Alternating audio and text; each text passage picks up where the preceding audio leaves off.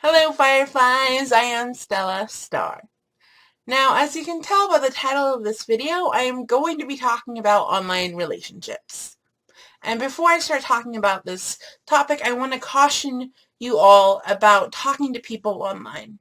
Before you start talking to someone online, I want to say intimately, like if you're starting a relationship with them, you're opening a dialogue, you're communicating multiple times a day or even multiple times a week, I want to caution you all to be very, very careful with what you say to this person and how much information, personal information, that you give this person.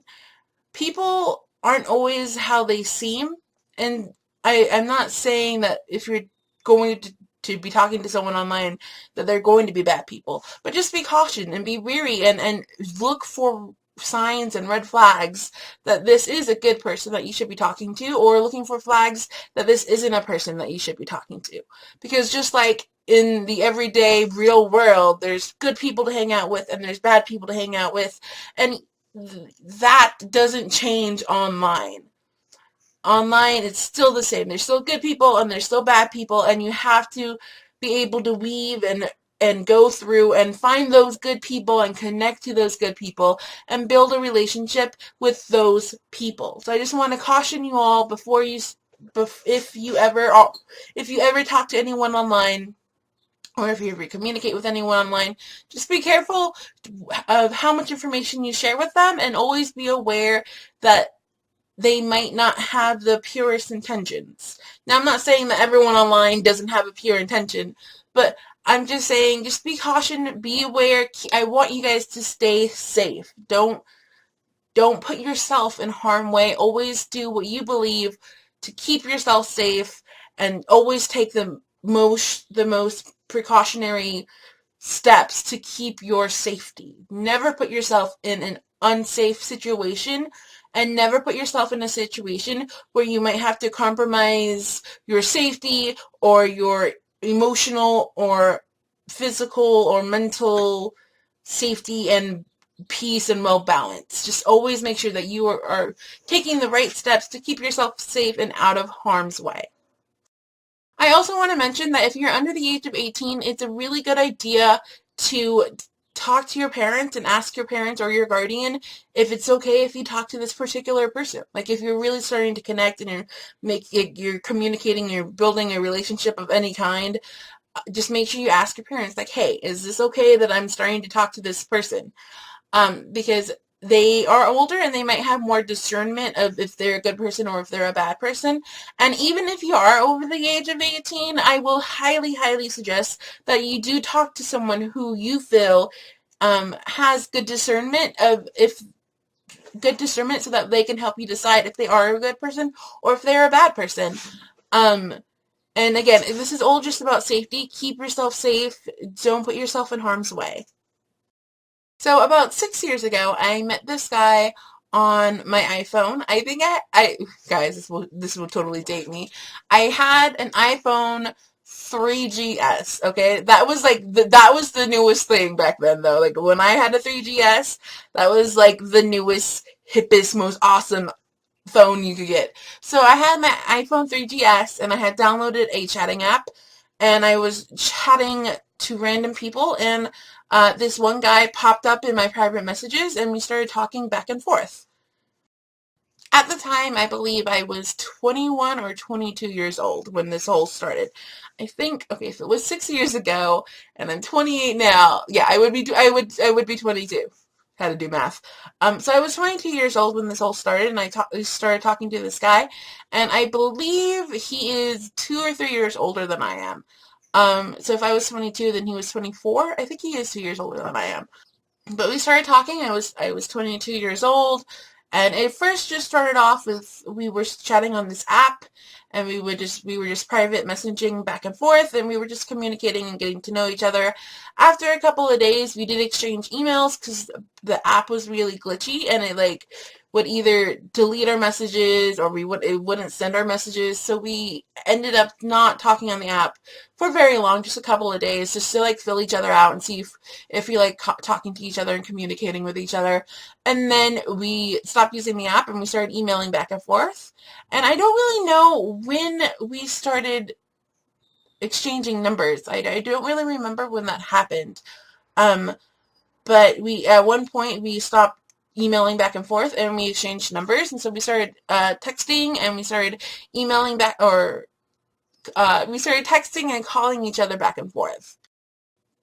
And so our relationship just grew. We were texting each other multiple times a day. We would talk on the phone, if not every day, then every other couple of days.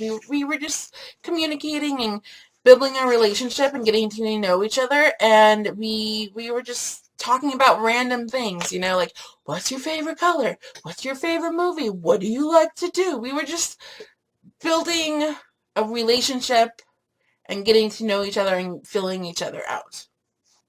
As time went by and the months went by, we kind of started feeling attracted to each other, and so we were talking, and we actually did enter into a dating relationship online. So it was like a long distance dating relationship thing, and that didn't last too long. It really didn't last too long. I think it only lasted a couple of months, and then I think I broke it off. Me and this particular person, we've talked on and off for the last 6 years. This has just kind of been our thing. Ever since we met on that app and we started communicating with each other, we would talk for about maybe 6 months at a time, maybe 5, 6, 7 months at a time, and then we would stop talking to each other, and then maybe like 2 or 3 or 4 months would go by, and then one of us would contact the other one again, and we would start this vicious cycle over and over. And so for the last 6 years, I was talking to this guy on and off, and we had our good moments and we had our bad moments, and we were in a relationship and then not in a relationship, and then we were friends and then we weren't friends, and it was a really weird cycle. It was just a really weird cycle of us being on again and off again and on again and off again for the last 6 years. I mean, this is 6 years of my life. I've been talking to this guy. I had feelings for him. I have feelings for him. I mean, I care for him. I think he is a good person. I think he has good intentions. I care for him very, very deeply. Recently, after 6 years, we finally met each other. We finally met each other last month in January, and that was just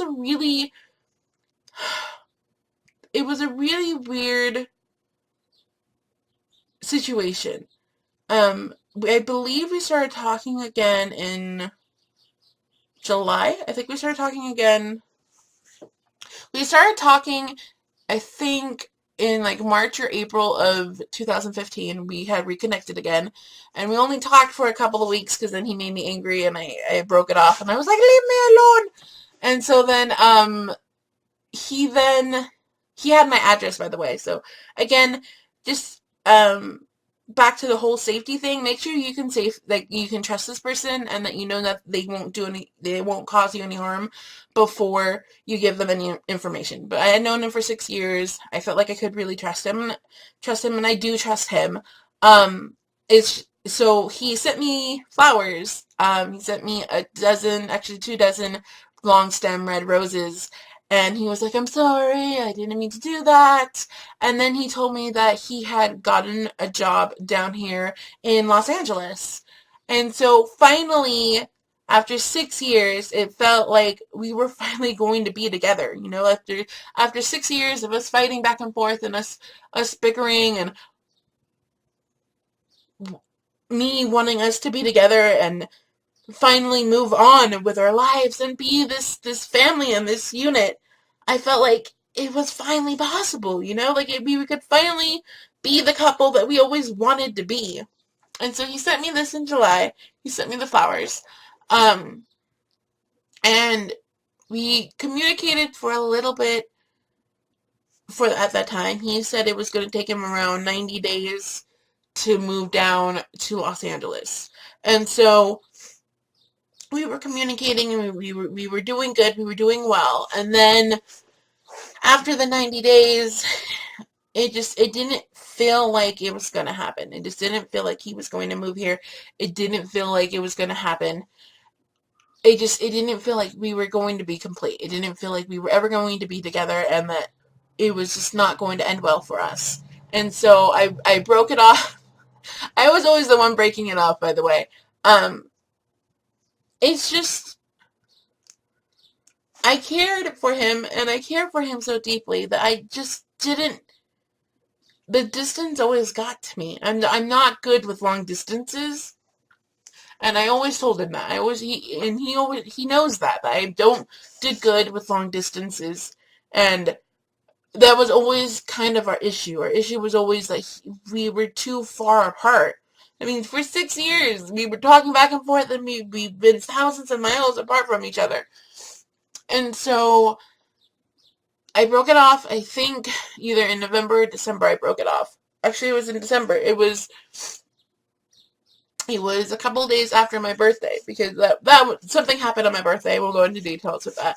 But something happened on my birthday, and that really just kind of like threw me over the edge. And I was like, okay, I can't do this anymore. I can't deal with this relationship. And so I broke it off a couple days after my birthday.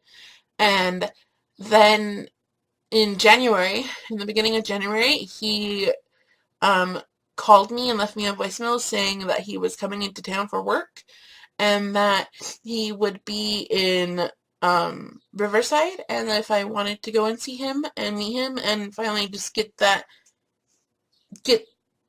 resolution that we wanted, that moment of us finally being together. I really thought about it at first. I was like, no, I don't want to do this. I want this to be over. Like, it needs to end. We're never going to have that happy ending that I thought we would have, of us being together and us getting married and having our home and us having our happily ever after. I was like, no, this is never gonna happen. And so at first I was like, no, I don't want to do this. I don't want to. I don't want to add more hurt and pain onto what I'm already feeling. And so, but as the days went by, I think I took like 2 or 3 days to really just think about it and to focus and just like really try to decide like what I wanted to do. And so, after I really thought about it, I was like, you know what? We've been talking online for 6 years. We've been talking to each other for 6 years. We've been part of each other's lives for 6 years. That in itself deserves some kind of resolution, some kind of resolve. Like, we need to see if when we're together, if that connection really works, if it really happens, if there really is a spark there. Like, we deserve to at least know if we're compatible. And so after really, really, really thinking about it and thinking about it and praying, I decided, okay, I'm gonna go and I'm going to meet him, and we're gonna see how this works. And before I really made my decision and knew for sure that I was going to go and see him, I talked to Grumpy. And so, for those of you who don't know who Grumpy is, that's my dad. And so I went and I talked to him and I just laid everything out on the table. My family, I hadn't brought my family into the situation of me and this guy until July, when he sent the flowers and he said he was moving down here. And I had never mentioned him to my family before then. I had never mentioned him to my family, ever. I had mentioned him to some of my friends, and I talked about him to some of my friends, but I just had never brought him up to my family because I felt, what's the point of me mentioning my boyfriend if my family is never going to meet him? Like, if my family is never going to see him, they're never going to meet him, we're never going to be together. What's the point of me mentioning him to my family? Like, there's no point in that. So I just never mentioned him to my family until the possibility of him moving down here. And so I talked to Grumpy, and Grumpy said that he thought it was a good idea for me to go and meet him and just see where this went. He agreed that we had been talking for such a long time, and that we deserve to see if there is really something there to fight for. I talked to one of my cousins. She didn't think it was that great of an idea because she knew a lot more information about him and things that have happened between us. And so she didn't think it was that great of an idea um, because she was more worried for my safety. I wasn't worried for my safety. I knew that nothing would happen, and even if something were to happen, I knew that I could defend myself. So that wasn't an issue for me. Um, but she didn't think it was a good idea. And then my sister-in-law, or my sister, just consider her my sister, she thought it was a good idea, and she thought I should go. And then Star didn't like the idea at all. She was like, no, don't do it. And so having mixed reviews from my family members was really hard and difficult. But again, I just really thought about it, and I really prayed about it, and I thought, okay, I need to go, and I need to just, like, either this will be the stepping stone, this will be the foundation of our relationship, and this is like when our lives are going to finally start together, or this is going to be the final nail in the coffin and tell me, like, no, like, this isn't good for us, you know? I think it was a Thursday. Was it a Thursday? It was a Thursday. So I got up that day, and I took a shower, and I got dressed, and I got all my stuff ready, and I headed down there, and I was so scared, you guys. I was freaking out. I wouldn't say I was scared. It was more of like a nervousness. I was just so nervous because here I am meeting this guy for the first time that we've been talking to for 6 years, and I knew it was him. So it wasn't like I didn't know it was him, and like I didn't know, it wasn't like the full like catfish experience of like, oh, I don't know if it's really him or not. I knew it was really him. We had sent pictures back and forth. We had FaceTimed. We have Skyped. So I knew who I was going to meet. So it wasn't like I didn't know like if he was real or true, or if he really was who he said he was. Like I knew I knew who I was going to meet, and I knew it was really him. So it wasn't like that. It wasn't like the scary part. It wasn't like I was going to go meet a complete stranger. I mean, I was going to go meet a stranger because, I mean, how much do you really get to know about a person just talking on the phone? 1 second. Sorry about that, guys. I had to answer my phone. So, I don't really remember where we were. I was going to go meet him for the first time. I knew who he was. I knew, like, he said he was who he said he was. And so that wasn't really an issue. But it was still just the whole nerves of, I've been talking to this person for so long and I don't truly know who he is. Sure, I know details of him and I know things about him, but I don't know him really. There's a difference between hearing someone's voice and reading their words than actually being physically next to them and really being able to learn like their mannerisms and their postures and things like that. There's a difference between reality and fantasy. And at that moment, I felt like everything about him was fantasy. And now it was turning into a reality, and I was getting freaked out. I was extremely freaked out. Um, and I wasn't scared.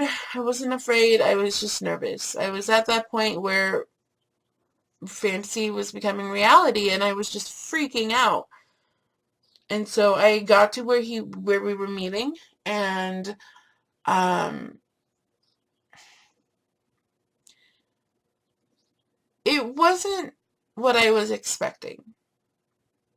I I watch Catfish so many times, and every time I was talking to my cousin about it, she would always joke saying that we needed to call Max and Neve, that we needed to get them involved, that we need their help to research and figure things out and whatnot.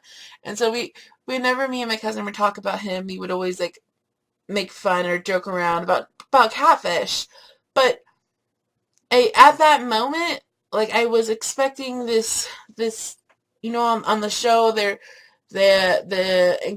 anxiousness of meeting the person for the first time. You've been talking to them for so long, and then you're gonna go meet them, and you have all these expectations, and sometimes they're great and amazing, and then sometimes they're not. And I felt like my Catfish moment wasn't there.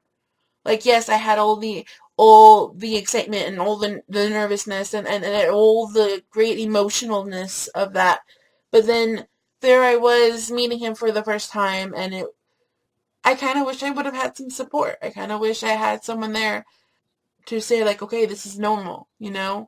Like, this is normal to feel this way. So it's normal to have this awkwardness. Like,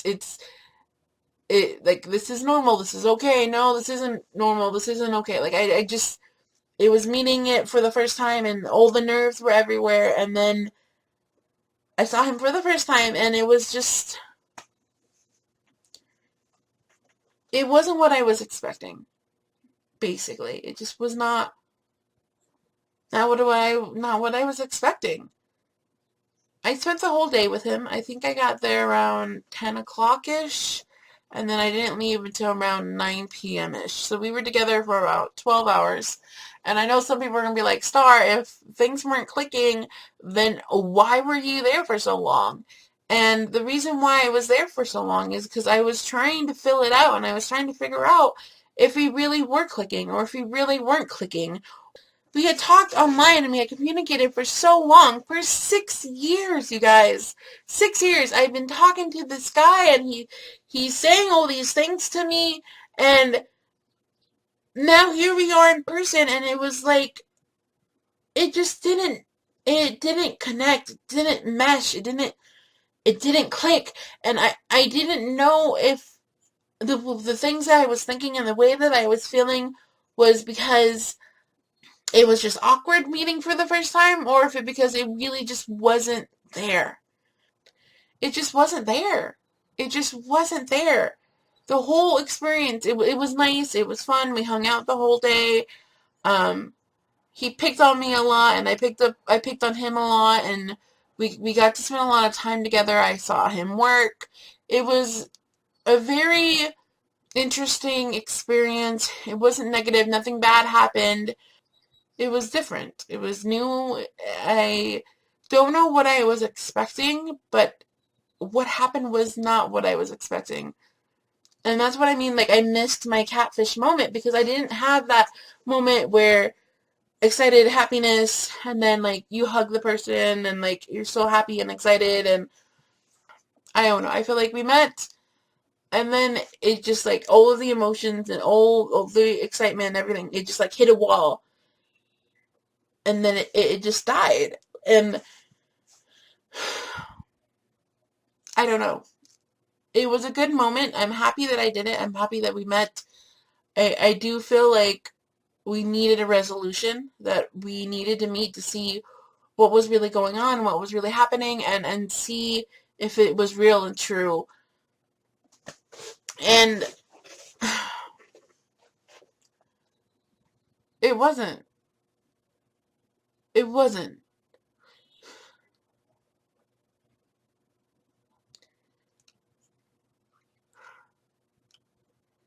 For 6 years, I've heard this guy say that he loved me and that he cared for me and that he wanted us to spend the rest of our lives together, and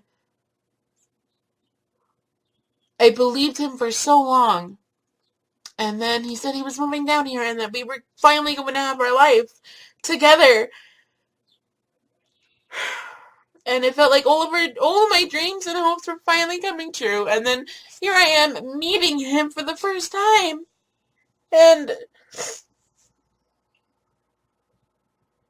it wasn't that special of a moment. And I don't know if that's why I had all those feelings, because it wasn't that special, and it wasn't,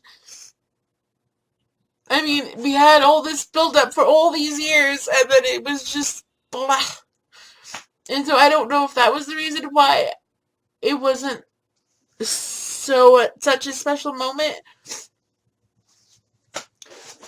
But I did get to know him, and I did get to know his personality, and I did get to know, like, his mannerisms and the way he works and thinks and acts, and I think even though I didn't have that life-changing moment, the life-changing experience of us finally meeting, even though I didn't have that moment, I still was able to get to know him as a person. And so even if I would have had that special moment, even if I would have had that life-changing experience and that one special, amazing, awesome moment, second, minute that would change my rest of my life, that wouldn't have depicted how we connected on a personal level. It just wasn't there. So even if we would have had the greatest meaning moment ever in the world, in the history of the world, it still would not have changed the fact that there just wasn't a connection there. And so I don't know if that helped the situation, the fact that we didn't have this great, amazing bonding moment. Because maybe it did. Maybe it did help that we didn't have that moment, and so I was able to think and see things clearly and not have it be shadowed by that moment, you know? But I still care for him. I still think he's a great person. Um, it's just that before meeting him and just talking to him online, or talking to him over the phone and texting him, um, there was a lot of red flags, and I recognized that they were red flags, and I talked to people about them, about the red flags, and that's the one reason why my cousin didn't want me to go, because she saw all the red flags, and she knew this wouldn't be a good person to have a relationship with, to have a life with. And so even though I went in with that, I still wanted to go with, okay, this could possibly work. And I didn't know if the way he talked over the phone, or the way that he texted was just because we had never talked. So I didn't know if it was just like frustrations and anger and like resentment that we were never together, that was why he acted the way he acted.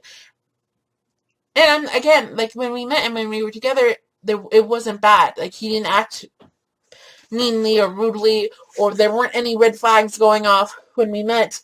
But even with, I knew everything that I knew, and I tried going in with a positive attitude and like a second chance kind of attitude. But with everything just rolled in together, I knew that we just weren't meant to be. And that is really hard to deal with. The fact that we're not meant to be.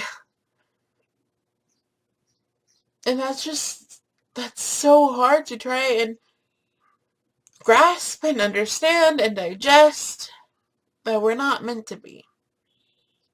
I left him and we didn't talk. He was in town for about a week and a half, a little more than a week and a half. And after we met, we didn't talk. We didn't talk the whole time that he was here. And when he was leaving, going back home, he called me, and I just told him that I didn't think we were good together. That I didn't think that we were meant to be. And he got upset, and he got angry, and we talked a little bit, but then we didn't really talk a whole lot that day, and the next day we talked a lot, and we ended it.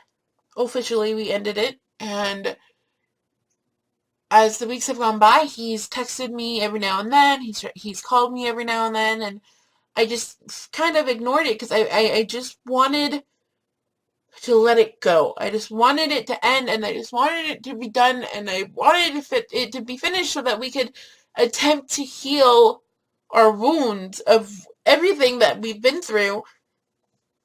But he kept calling, and he kept texting, and he kept getting it in my head. And even though I know, this isn't, we aren't meant to be. I know this. I know this. I know it. This isn't a good relationship for me to be in. I'm fully aware of this fact. And I know this without a doubt. I know. But trying to explain that to him was hard and difficult, and he couldn't see the things the way I see them, and I can't see the way that he sees them.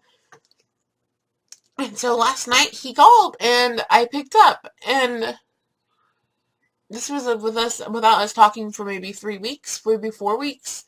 And I finally just picked up the phone and I told him, I said, what do you want? Like,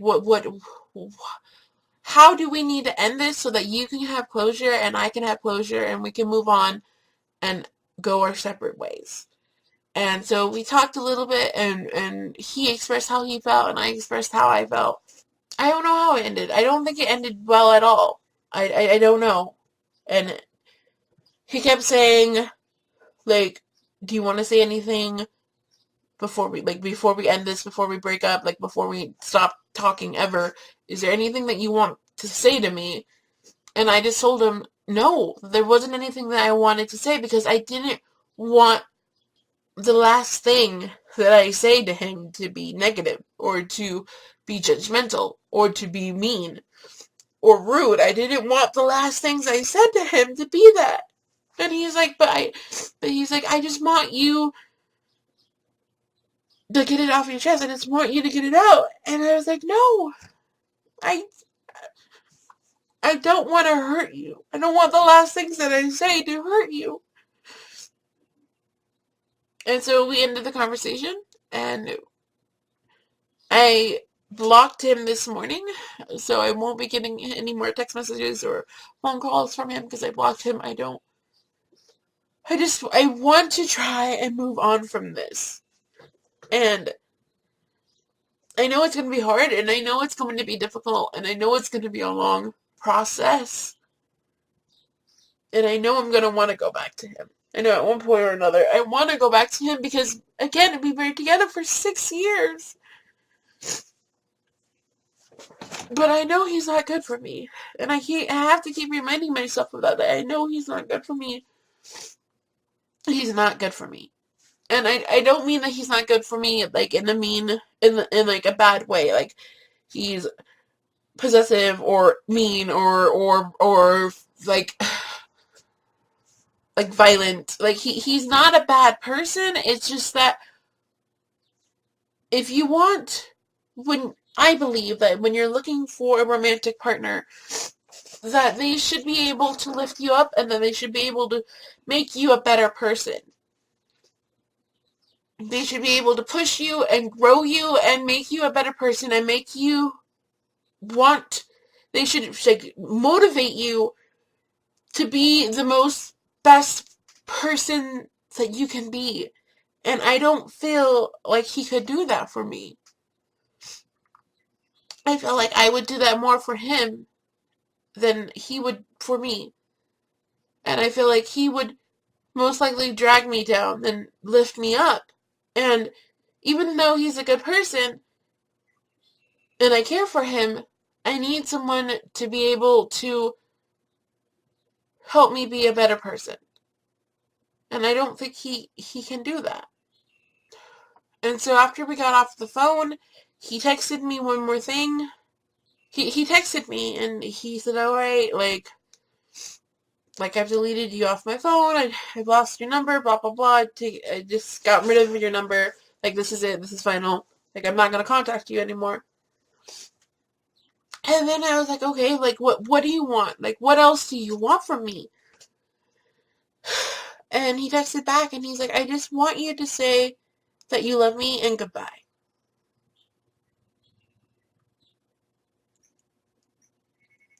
And I couldn't do it. I couldn't say that I loved him. Because I don't know if I ever did.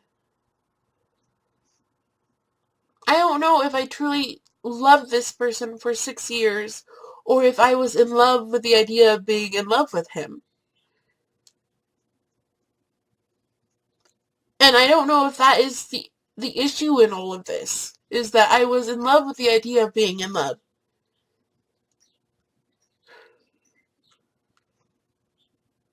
I think at one point I did love him. I think in the beginning of the relationship I did.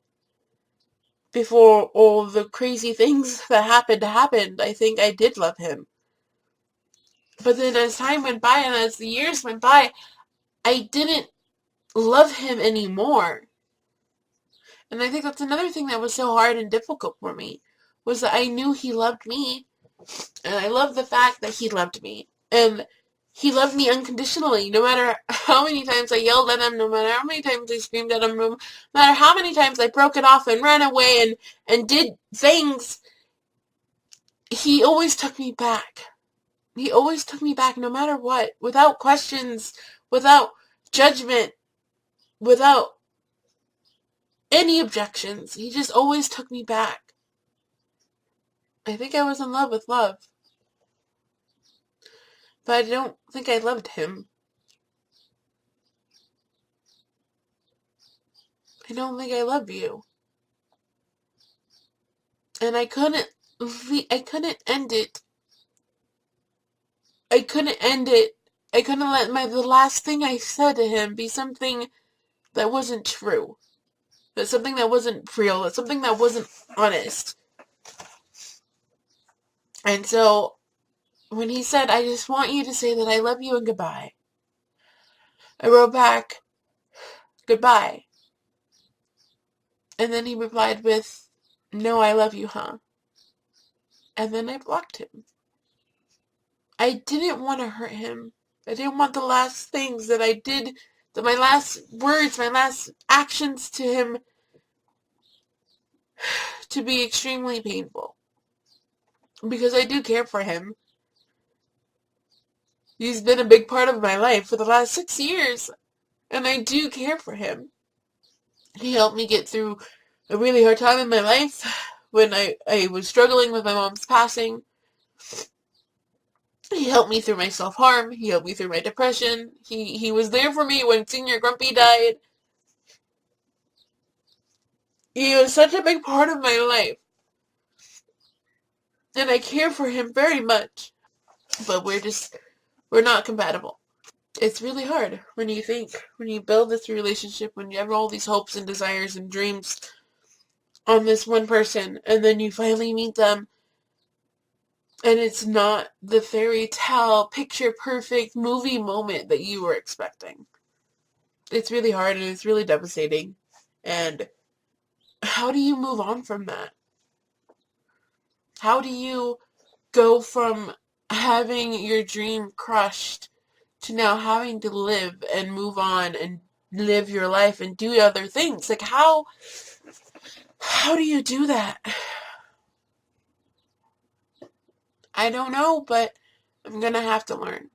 So there is my online dating relationship story.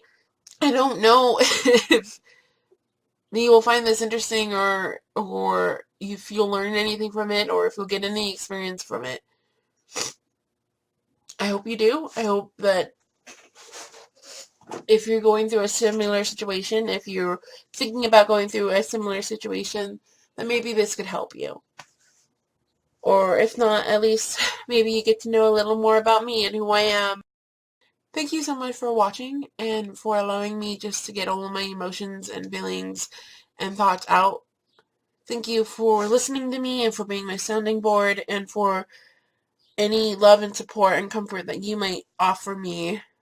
Remember, be kind to one another and love yourself, because that is the most important thing. Bye, Fireflies.